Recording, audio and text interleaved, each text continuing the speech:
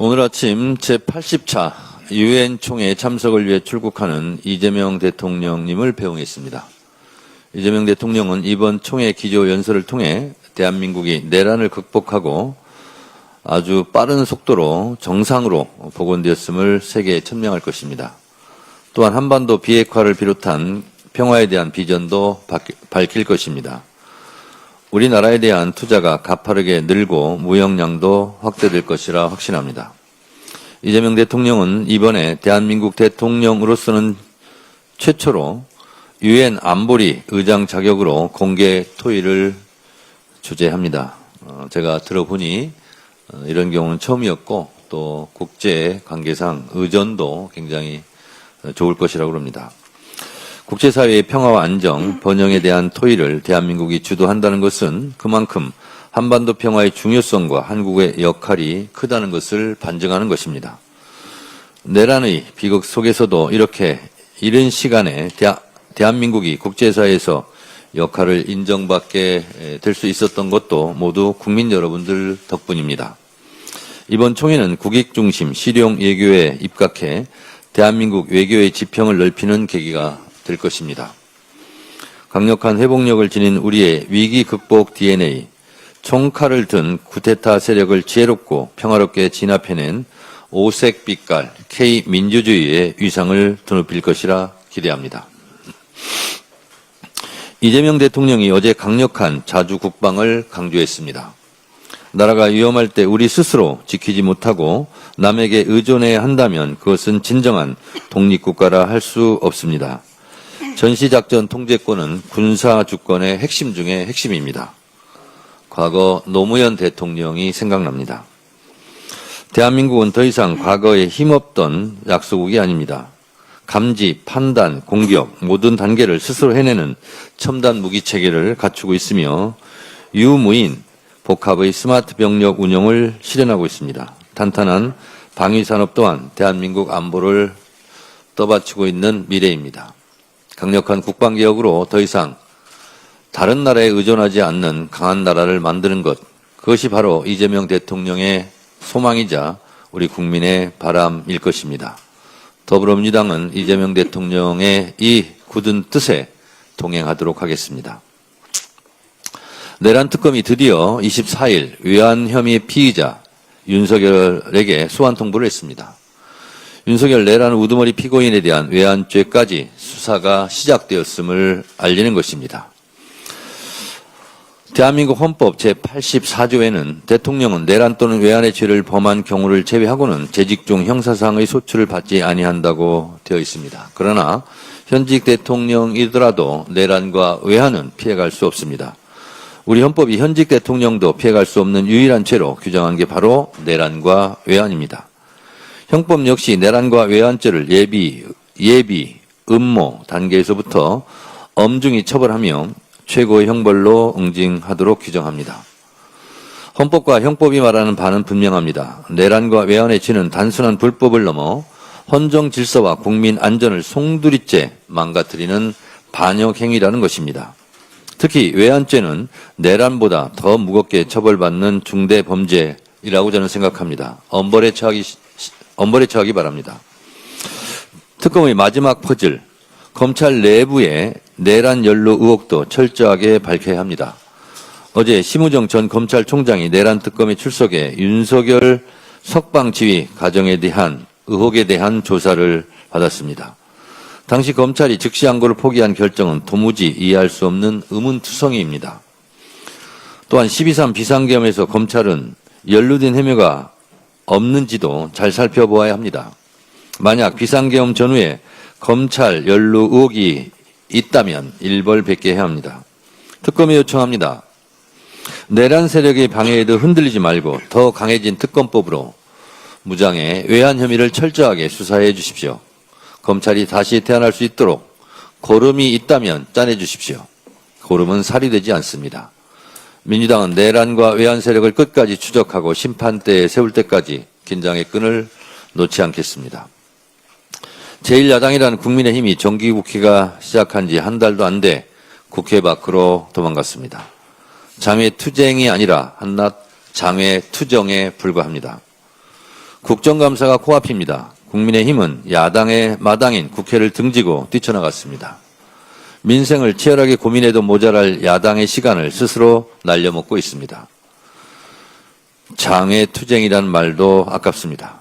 신속한 내란 청산을 정치 보복이라 우기는 내란 동조 세력의 장외투쟁에 불과하다는 것을 다시 한번 말씀드립니다. 입에 담을 수 없는 막말, 망언이 난무했습니다. 입도 더러워지고 귀도 더러워졌습니다. 저는 어제 귀를 씻었습니다.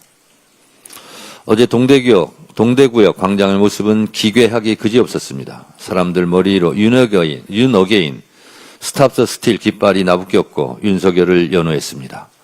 그 앞에 마이크를 잡고 선 당대표는 이재명을 끝내야 한다. 한 최고위원은 대한민국 지키기 위해 기꺼이 극단을 택합시다. 이재명 당선 무효를 외쳤습니다. 대선 불복 세력, 내란 세력, 부정 선거론자들이 한데 뒤섞인 헌정유린의 결정체, 헌정유린 세력에 기대어 반전을 꾀하는 반동의 행동들이 계속되었습니다. 국민의힘은 아직도 12.3 비상계엄에 대한 진정한 사과와 반성을 하기는커녕 윤 어게인을 외치고 대선 불복성 언행을 계속하고 있습니다. 바라는 바는 아닙니다만 역설적이게도 우리 민주당으로서는 고마운 일이기도 합니다. 국민의힘 최악의 최약체 지도부 땡큐입니다. 다음으로 김병기 원내대표의 발언이 있겠습니다. 정치검찰 출신 일부 정치인들의 무지와 무책임을 강력하게 규탄합니다. 한동훈 전 국민의힘 대표, 주진희 의원이 배임죄 폐지에 반대하고 나섰습니다. 이유가 가관입니다. 이재명 대통령님을 위한 정치적 조치라고 주장합니다.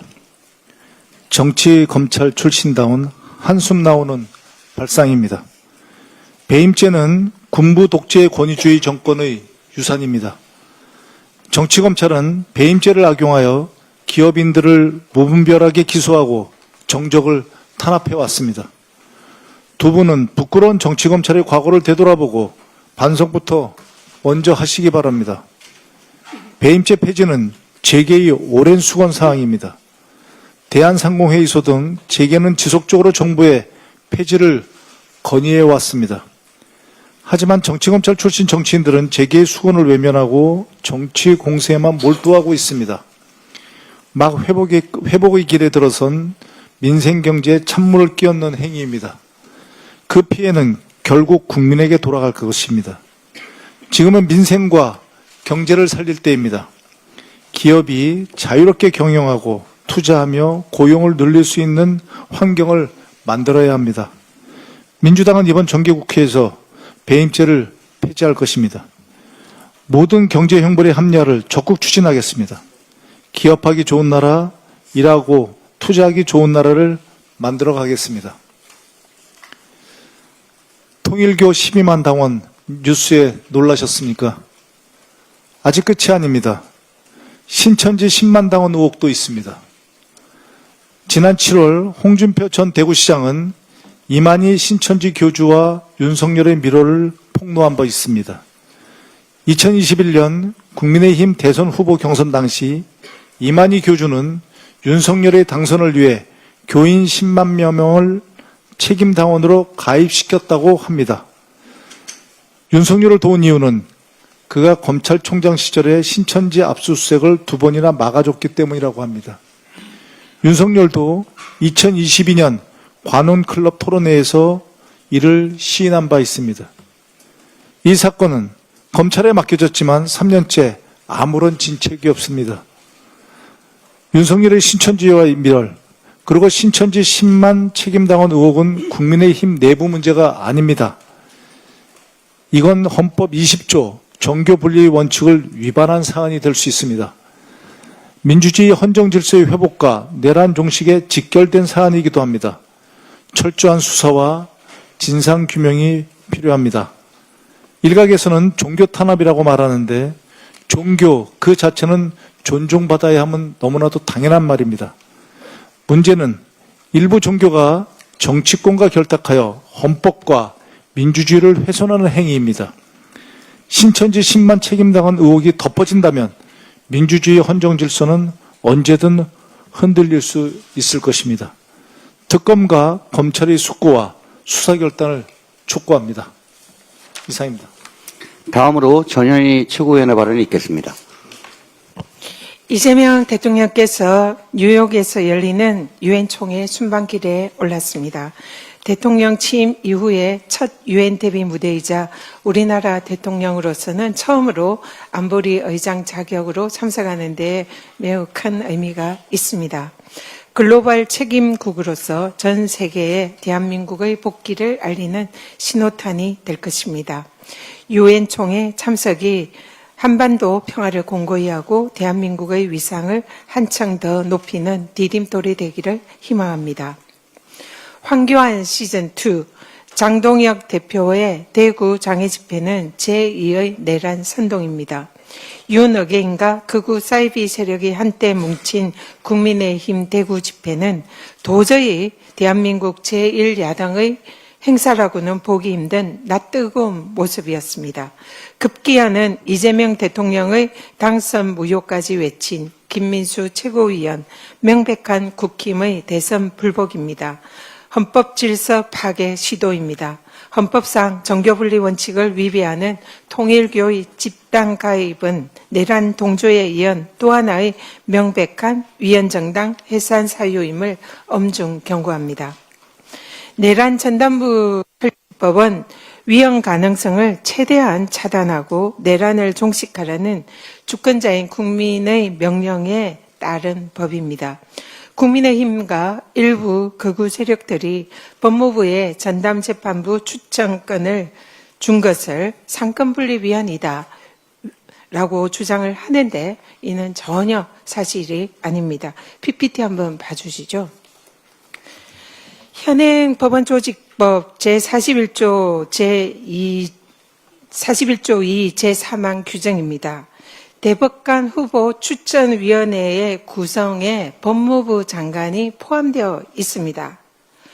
현행 대법관 추천위원회에도 법무부에서 그리고 그 외에도 법학자 회의라든지 외부에서 다수가 추천위원회에 참여하고 있습니다. 만약에 법무부가 전담재판부 구성 참여가 위헌이라는 주장이 사실이 되려면 법무부 장관이 대법관 후보 추천하도록 한 현행 법원조직법도 상권분립 원칙 위배로 위헌입니까? 답하시기 바랍니다.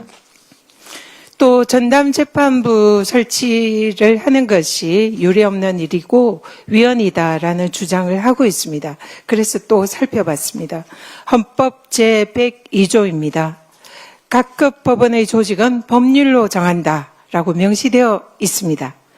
또 법원조직법 제7조 2항을 보십시오.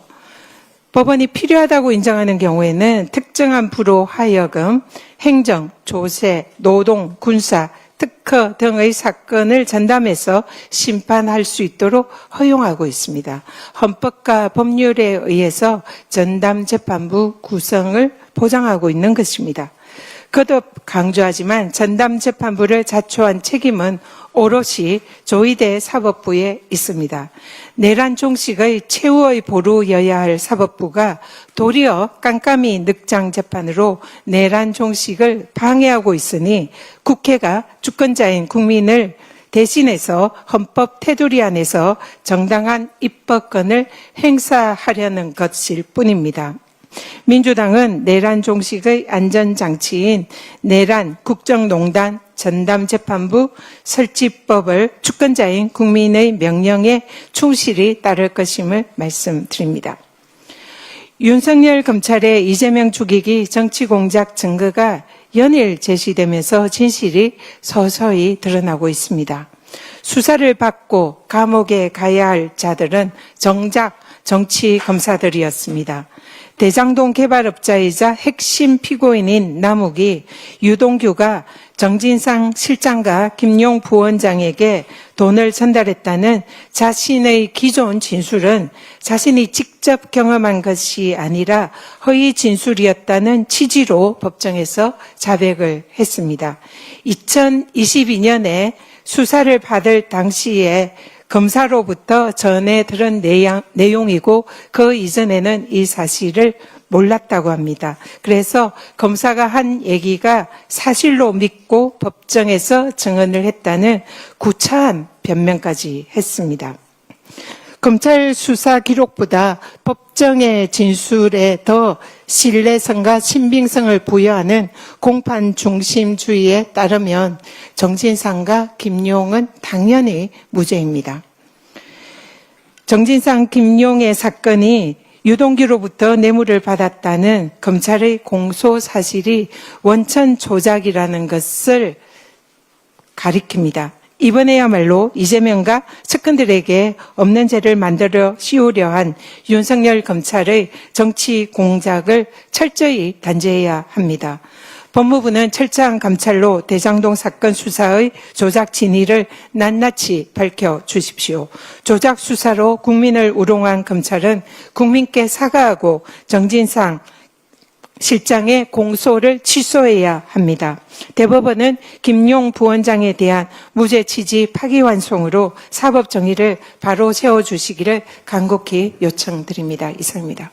다음으로 김병주 최고위원의 발언이 있겠습니다.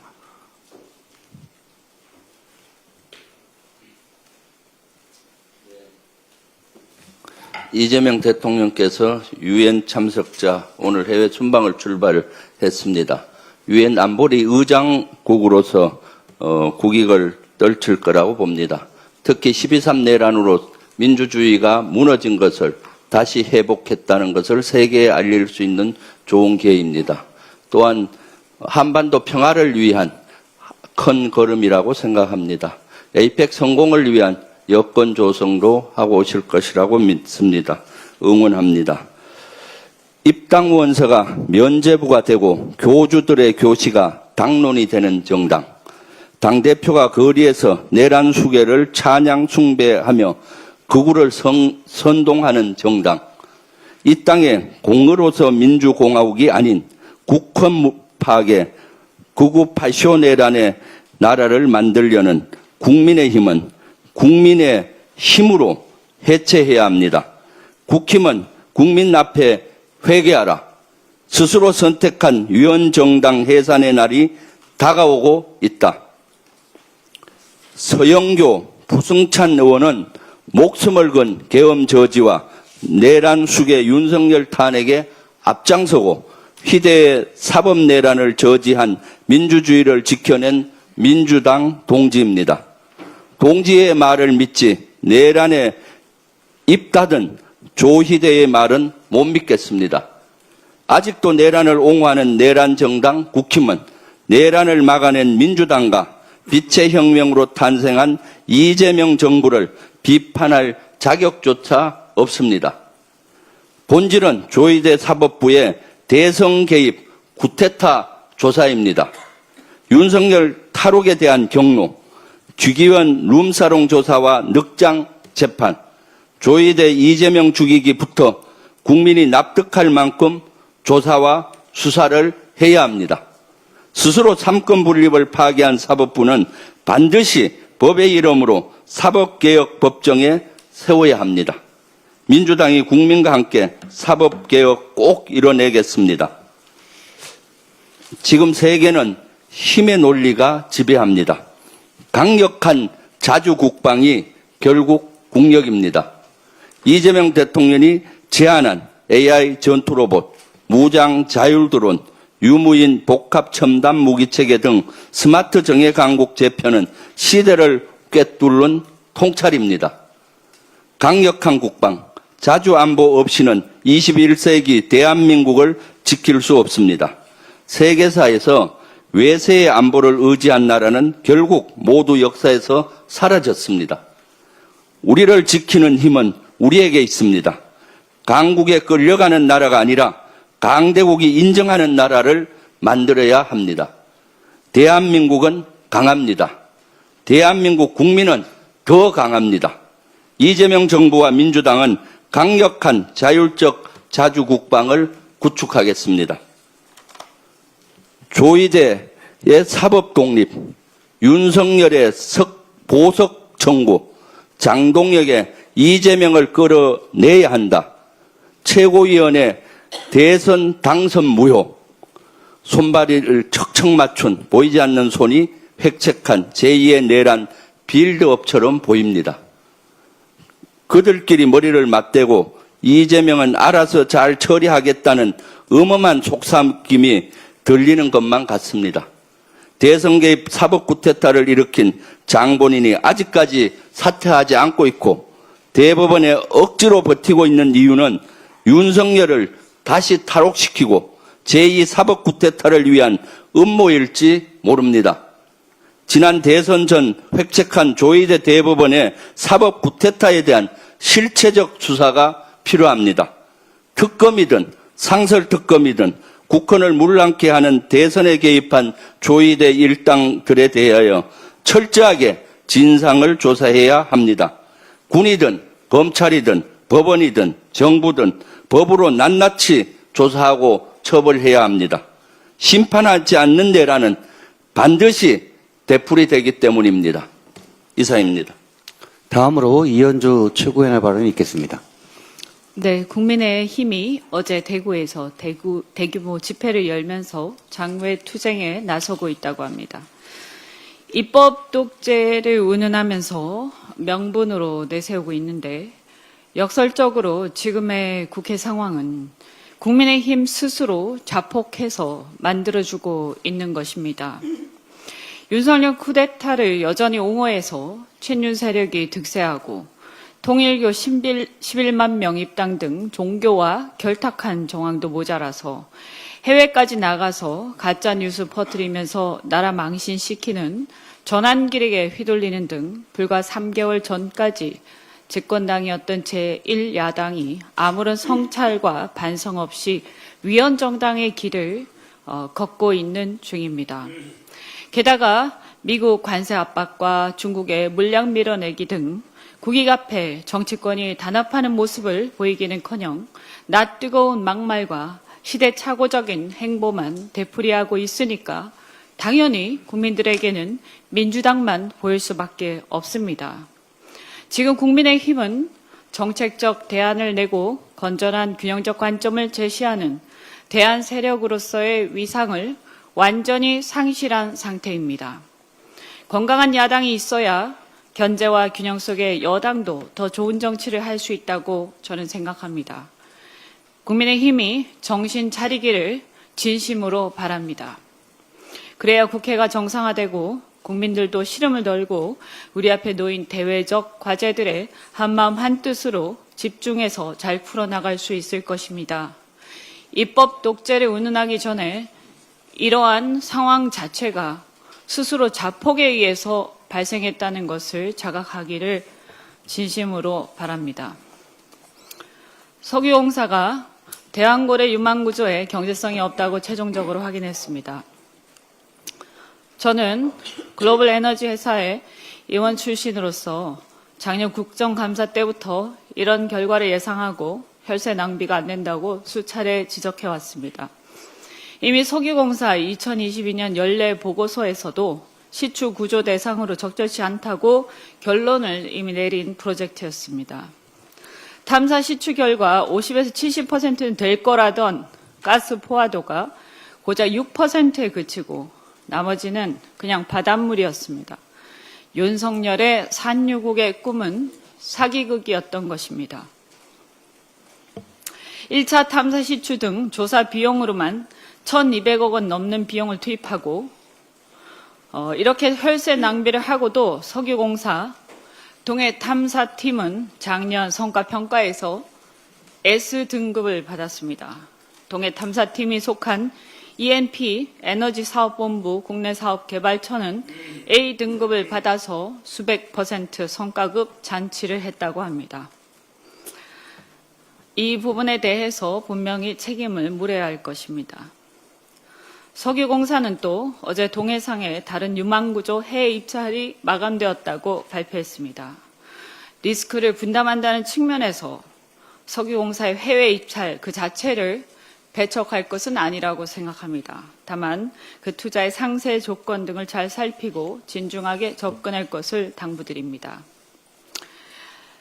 민주당이 기업을 옥죄다 이런 비판을 국민의힘이 계속하고 있는데요. 그런데 왜 배임죄 폐지를 계속 반대하는지 알다가도 모를 일입니다. 민주당이 기업의 대주주 관계, 노사 관계, 그리고 경영 방식, 공시 방식에 있어서 개혁을 꾀하는 것은 기업이 선진화되기를 바라는 것이지 기업을 탄압하는 것이 아닙니다. 기업 관계나 자본주의에 대해서 너무 구태의연하게 이해하고 있다면 다시 한번 자본주의에 대한 공부를 다시 하시기를 바랍니다. 기업의 책임은 주가 조작이나 분식 회계 등 공공에 대한 사회적 책임이 큰 경우에는 형사처벌을 중차대하게 하는 것이 불가피합니다. 하지만 민사적, 상사적 책임은 상사적으로 해결하는 것이 바람직하고 형사처벌이 남용되는 것은 야만적이고 비문명적인 공안국가에서나 행해지는 일입니다. 그동안 대한민국은 군사독재가 굉장히 오래 지속되어 왔고 그래서 문명국가, 지성국가로서의 면모를 갖추는 데 시간이 꽤 걸려왔습니다. 저희는 이 배임죄 폐지가 형사처벌 남용을 통한 이런 야만 국가 그리고 반지성적 국가로부터 탈피하는 데 첫걸음이 될 것이라고 믿습니다. 이상입니다. 다음으로 황명선 최고위원의 발언이 있겠습니다. 네, 민주 대한민국이 국제사회에 우뚝 섰습니다. 이재명 대통령께서 유엔 총회 기조연설에 이어 한국 대통령 최초로 유엔 안보리 공개 회의를 주재합니다. 내란 세력의 폭거로 흔들렸던 민주 대한민국이 이제 국제사회에 정상복귀를 선언하는 역사적 순간입니다. 이번 연설은 민주주의 회복과 경험, 한반도 평화 비전, AI 3대 강국 도약을 전 세계에 천명하는 자리입니다. 또한 이번 순방은 방산 인프라 협력, 월가 투자 유치를 통해 코리아 프리미엄을 되살리고 미래 먹거리를 확보하는 진짜 세일즈 외교입니다. 그러나 이러한 국제적 위상 회복의 선결 조건은 강력한 자주국방입니다. 병력 감소는 위기가 아니라 기회입니다. AI 무인 체계와 스마트 전개 강군으로 군을 재편하고 국방력은 더 강해지고 K방산 수준은 더 크게 열릴 것입니다. 초급 간부의 처우 강화와 여성 인재의 국방 R&D 진출 확대는 우리 군을 더욱 전문화된 강군으로 거듭나게 할 것입니다. 민주주의의 회복, 평화 실현, 경제 성장, 그 출발점은 자주국방입니다. 민주당은 강한 나라, 세계 앞에 당당한 대한민국의 완성을 힘있게 추진해 나가겠습니다. 국힘이 아무리 발버둥 쳐도 위원정당이라는 사실은 바뀌지 않습니다. 장동혁 대표가 대구 장외 집회에서 이재명 정권은 인민독재, 정청래 대표는 반헌법적 정치테러 집단 수괴라는 막말을 쏟아냈습니다. 개념 없고 명분 없고 책임 없는 추악한 정치선동입니다. 국힘에 경고합니다. 윤어게인 아스팔트 세력과 결탁해 야당 탄압을 운운하고 대통령 탄압을 입에 담는 것은 명백한 대선 불복입니다. 제2의 내란 선동입니다. 선 넘지 마십시오. 국민의힘은 이미 위원정당입니다. 헌법 20조를 정면으로 위반했고 종교 분리 원칙을 파괴했습니다. 특검이 확인한 통일교당원 11만 명은 강력한 증거이며 국힘의원의 구속영장 청구서에도 통일교 정책을 국가정책으로 추진하는 조건으로 대통령 선거 지원 제한했다고 적시되어 있습니다. 이는 단순히 종교인의 정치 참여가 결코 아닙니다. 헌법재판소, 헌법재판연구원, 종교분리 원칙에 대한 헌법적 연구보고서에 따르면 종교가 권력과 결합해 국가정책을 흔들면 정치 중립이라는 헌법적 요청을 정면으로 위반한 것이라고 명시하고 있습니다. 국힘이 아무리 장외투쟁 벌이고 억지구호를 외쳐도 본질을 가릴 수는 없습니다. 통일교의 돈과 조직에 기생한 정당, 내란 세력이 방패막이가 된 정당, 위원정당 해산 사유가 차고 넘치는 정당, 그것이 국힘입니다. 민주주의를 유린하는 발악으로 국민을 속일 수는 없습니다. 헌정 질서를 파괴하는 국힘의 최후는 정당 해산뿐입니다. 이상입니다. 다음으로 서삼석 최고위원의 발언이 있겠습니다. 언론에 소개된 아름다운 이야기를 전해드립니다. 서울시 일부 지자체에서 장애인 친화 미용실을 개설해 운영 중에 있습니다.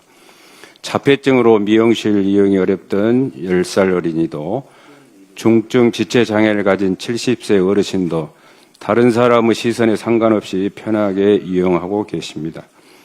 해당 지자체와 미용실 사장님께 감사드립니다. 불편하고 시간이 오래 걸린다는 이유로 외면받거나 장애인 출입 시설이나 안전 설비가 없어 미용실 이용 경험조차 없던 장애인분들에게 반가운 일이 아닐 수 없습니다. 하지만 여전히 장애인이 일상생활에서 겪는 불편과 어려움은 곳곳에 아직도 많이 남아 있습니다. 보건복지부 2023년 장애인 편의시설 설치 현황 조사에 따르면 공공기관의 장애인 안내시설 설치율은 30%대에 그치고 있습니다. 또 국토교통부 2023년 조상버스 도입 현황에 따르면 전국의 조상버스 도입률은 단 39%에 불과하고 그마저도 수도권을 제외하면 대부분의 광역단체 등이 20, 30%대로 장애인 이동권 제약이 심각한 실정입니다. 차량, 선박, 철도, 항공기 등의 운송시설과 거리, 공원, 체육시설, 대중음식점과 종합병원, 대형마트와 같은 일상생활시설 이용 시에도 장애인 편의를 증진할 수 있도록 무장애 설비와 시설 이용 우선 배려 등 편의 지원을 정부가 속히 더 넓혀드려야 합니다. 가깝게는 추석 명절 연휴 그분들께서 달라진 시설 이용을 체감할 수 있도록 각별한 관심을 가져주시기 바랍니다. 당연하고 평범한 일이 당연하지 않게 다가오는 불편한 이웃들에게 장애인 친화 미용실 같은 편의시설이 전국에 확대될 수 있도록 국민 여러분과 정부 행재정적 지원을 절실히 요청드립니다. 더불어민주당도 지난 9월 15일 신설된 당내 장애인국과 함께 세심히 챙길 것입니다. 이상입니다. 다음으로 박지원 최고위원의 발언이 있겠습니다. 청년 세대의 불안감을 조장해서 정치적으로 악용하는 국민의힘의 거짓 선동을 규탄합니다. 장동혁 대표는 지난 9월 20일 청년의 날 기자간담회에서 유럽의 많은 나라 청년들이 소득의 50%를 앞선 세대가 끌어다 쓴 빚을 갚는 데 쓰고 있다. 한국이 그렇게 가서는 안 된다라면서 이재명 정부를 공격했습니다. 하지만 제가 팩트체크를 하기 위해서 아무리 통계 수치를 뒤져봐도 이 주장에 부합하는 근거를 찾을 수가 없었습니다. 정작 우리나라를 비롯해서 유럽 여러 국가들의 DSR, 총부채 원리금 상환 비율은 5%에서 14% 안팎에 불과했습니다. 오히려 이재명 정부와 민주당은 청년들이 빚에 허덕이고 있는 진짜 이유인 높은 집값, 불안정한 일자리, 불평등한 사회구조를 개선하기 위해서 여러 국정과제와 개혁 입법에 힘쓰고 있습니다. 하지만 거짓 선동은 한 문장만으로도 가능하고 이것을 반박하려고 여러 논리나 데이터를 가져오기도 전에 이미 사람들은 선동되어 있는 경우가 태반입니다.